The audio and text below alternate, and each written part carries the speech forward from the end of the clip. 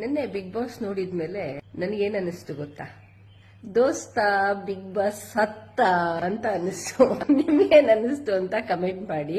ಯಾಕೆ ಈ ಮಾತು ಹೇಳ್ತಾ ಇದ್ದೀನಿ ಅಂದ್ರೆ, ಎಷ್ಟೋ ಸರಿ ಏನೇನೋ ಮಿಸ್ಟೇಕ್ಸ್ ಆಗಿದೆ, ಆದ್ರೆ ಧನರಾಜಿಗ್ ಮಾತ್ರ ಯಾಕೆ ಹೀಗೆ ಅಂತ, ಇವ್ರಿಗ್ ಮಾತ್ರ ಇವ್ರು ಒಪ್ಕೊಳ್ತಾರೆ ಅನ್ನೋ ಒಂದೇ ಕಾರಣಕ್ಕೆ ಏನ್ ಅವ್ರ ಆಟ ಗೆದ್ದಿದ್ರು ಅದನ್ನ ಗ್ರೇ ಏರಿಯಾ ಅಂತ ಹೇಳಿ ಕನ್ಸಿಡರ್ ಮಾಡ್ದಂಗೆ, ಬೇರೆಯವ್ರಿಗೆಲ್ಲ ಕನ್ಸಿಡರ್ ಮಾಡಿದ್ ಗ್ರೇ ಏರಿಯಾ, ಭವ್ಯ ಕನ್ಸಿಡರ್ ಮಾಡಿದ್ರು, ಎಲ್ಲಾರ್ಗೂ ಮಾಡಿದ್ರು, ಅರೆ ಧನರಾಜಿಗ್ ಮಾತ್ರ ಹೊರಗಡೆ ಕಳ್ಸಿದ್ರು.